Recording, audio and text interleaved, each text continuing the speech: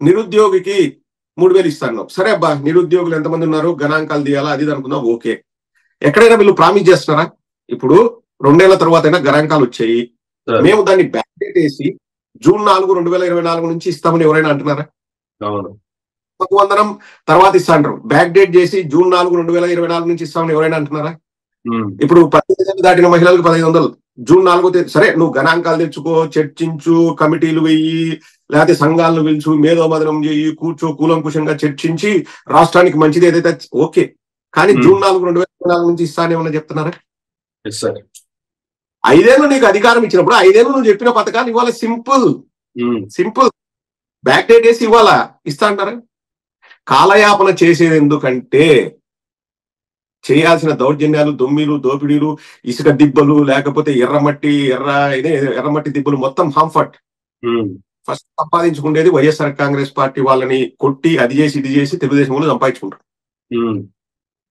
తర్వాత మనం సేమ్ పసుపు కుంకుమ ఇచ్చినాడు కదా 2019 ఎలక్షన్ ఉందో ఆ టైప్ లో తూతు మంత్రంగా ఏదైనా ఇద్దాం.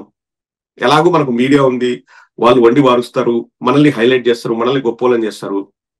మనకు కొన్ని గజ్జిబట్టిన సంఘాలు కొన్ని ఉంటాయి, వాళ్ళ సపోర్ట్ ఉంది, మేము ఏదైనా మారేడుకాయ చేయగలం, మేము ఏదైనా చేయగలిగే సామర్థ్యం మాకుందనేది వాళ్ళకి విపరీతమైన కాన్ఫిడెన్స్. కానీ ప్రజలు ప్రతిసారి నమ్ముతారు అనుకుంటే పప్పులో కాలేసినట్టు కాదంటారా?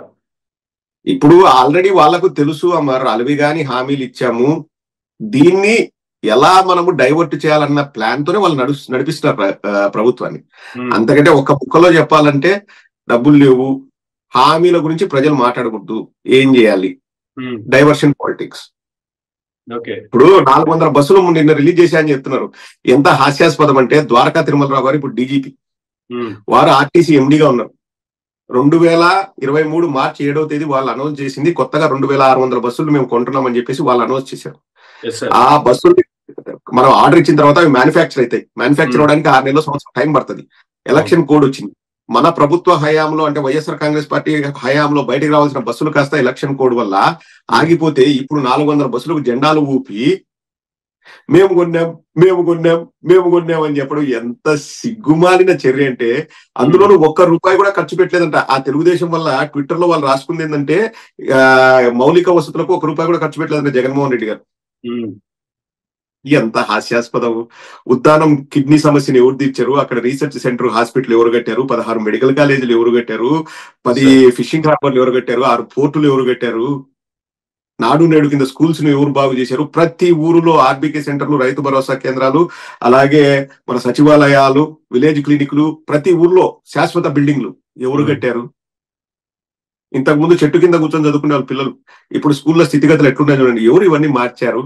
మౌలిక వసతులకు ₹1 కూడా ఖర్చు పెట్టలే అంటారు. ఇంకా ఏం చెప్పాలా మరి వీళ్ళని, ఎట్లా మాట్లాడతారు అసలు? టీడీపీలో ఇంకొక టాక్ నడుస్తుంది సార్, ఇన్ని మంచి కార్యక్రమాలు చేసినటువంటి, ఇన్ని అభివృద్ధి కార్యక్రమాలు చేసినటువంటి, ఇన్ని సంక్షేమ కార్యక్రమాలు అమలు చేసినటువంటి ఏకైక ముఖ్యమంత్రిగా ఇప్పటికే స్వాతంత్రం వచ్చిన తర్వాత జగన్మోహన్ రెడ్డి గారి చరిత్రలో నిలిచిపోయేటువంటి కార్యక్రమాలు చేపట్టారు అనేటువంటిది ఒక వర్షన్ అయితే, ఇన్ని పనులు చేసినటువంటి జగన్మోహన్ రెడ్డిని 11 సీట్లకు పరిమితం చేసినటువంటి ఈ ప్రజలు ఇప్పుడు మనం సూపర్ 6 హామీలు నెరవేర్చినా లేదు, ఇంకా సంపద సృష్టించి ఇంకా ఎక్కువ ఇచ్చినా కూడా రేపు మన పరిస్థితి కూడా ఇదే కదా, ఇవ్వాల్సిన అవసరం ఏముంది, ఒకవేళ ఇచ్చినా అదే పరిస్థితి, ఇవ్వకపోయినా అదే పరిస్థితి, అంతకాడికి ఇవ్వాల్సిన అవసరం ఏముంది అనేటువంటి టాక్ కూడా ఒకటి టీడీపీలో ఇంటర్నల్ గా చర్చ నడుస్తుంది అనేటువంటిది వస్తున్నటువంటి వార్తలు. దీన్ని ఎట్లా చూడాలి సార్ అసలు? అట్లా వాళ్ళు ఆలోచిస్తే మాత్రం అందులో తప్పులేదు. ఎందుకంటే అన్ని సమకూర్చిన వ్యక్తిని అఫ్కోర్స్ లేండి, అది మళ్ళా పెద్ద డిబేటు, అది ఈవీఎంలు చేసాయా వాళ్ళు చేశారా, ఎవరు చూసినా రాష్ట్రంలో మేము ఓటేసింది వైఎస్ఆర్సీపీగా ఓటేసామని వాళ్ళు అంటున్నారు. 64% ఛార్జింగ్ ఉండేది, అంటే ఎలక్షన్ రోజు 64% ఛార్జింగ్ ఉంటే కౌంటింగ్ రోజు 99% ఛార్జింగ్ ఉందంటే ఒక ఈవీఎం మెషిన్ లో. ఎట్లా అవన్నీ కూడా తేలాల్సింది. బట్ ఒకటి వాళ్ళు ఆలోచించడంలో తప్పులేదు. ఎందుకంటే జగన్మోహన్ రెడ్డి గారిని మించి నేను ఇస్తా అని చెప్పాడు ఎవరు, చంద్రబాబు నాయుడు ఎలక్షన్స్ కు వెళ్ళేటప్పుడు. అమ్మఒడి ఒకరికి ఇస్తే నేను అందరికి ఇస్తా అంటే జగన్మోహన్ రెడ్డి గారిని మించి నేను ఇస్తా అన్నాడు. కాబట్టి జగన్మోహన్ రెడ్డి గారు అంత చేసినా గానీ జగన్మోహన్ రెడ్డి గారికి ఓటేయలేదు ప్రజలు అంటే ఇప్పుడు నేను ఇచ్చి ఏం లాభం వాళ్ళు ఆలోచించడంలో తప్పులేదు. అది ప్రజలకు అర్థమవుద్ది. ఇంకా మనం ఏం చెప్పాల్సిన అవసరం లేదు. ప్రజలు కూడా మనిషి అన్నవాడు ఆశాజీవి అండి. ఒక 3 గ్యాస్ సిలిండర్లు ఇస్తా అంటే సర్లే ఇస్తారని మహిళలు ఓట్లు వేసింటారు. 3 పిల్లలకి ఇస్తా అంటే మహిళలు ఓట్లు వేసింటారు. అండ్ ఆల్సో వాళ్ళకి ఏ విధంగా తీసుకెళ్లారంటే, జగన్మోహన్ రెడ్డి గారి సొంత డబ్బు కాదు, బటన్ నొక్కుతున్నాడు, ప్రజల డబ్బే, మాది మాకే ఇస్తున్నాడు, జగన్మోహన్ రెడ్డిది కాదన్నట్లు వీళ్ళు బాగా ఎక్కించారు కదా. సో అది కూడా వాళ్ళకు అండర్ కరెంట్ గా వెళ్ళిపోయింది. అంటే ఇప్పుడు జగన్మోహన్ రెడ్డి గారు ఇచ్చారు, రేపొద్దున చంద్రబాబు నాయుడు గారు కూడా ఇస్తారు అనే విధంగా తీసుకెళ్లారు. ఓకే, ఇప్పుడు మనం పరిస్థితి చూస్తున్నాం. ఇంతకు ముందు ఏదైనా సమస్య ఉంటే అట్లా ఇట్లా తలకాయ తిప్పితే పల్లెల్లో ఉండే వాళ్ళకి వాలంటీర్ కనిపించేవాడు, వాలంటీర్లు వెళ్ళిపోయారు. ఇప్పుడు సచివాలయ వ్యవస్థ కూడా రద్దు చేస్తానని నేను ఎక్కడో ఏబిఎన్ లోనే ఎక్కడో స్క్రోలింగ్ వస్తుంటే చూశాను. సో సచివాలయ వ్యవస్థ రద్దు చేస్తే మళ్ళీ ఎంఆర్ఓ ఆఫీసుల చుట్టూ వాళ్ళ చుట్టూ వీళ్ళ చుట్టూ పోవాలా.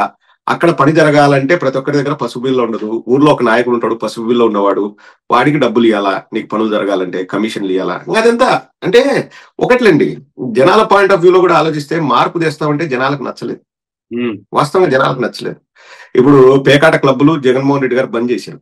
ఇప్పుడు ఏ ఊర్లోకి వెళ్ళినా, ఏ గ్రామంలోకి వెళ్ళినా, ఏ తోటలోకి వెళ్ళినా పేకాట క్లబ్బులు నడుస్తున్నాయంట విచ్చలవిడిగా.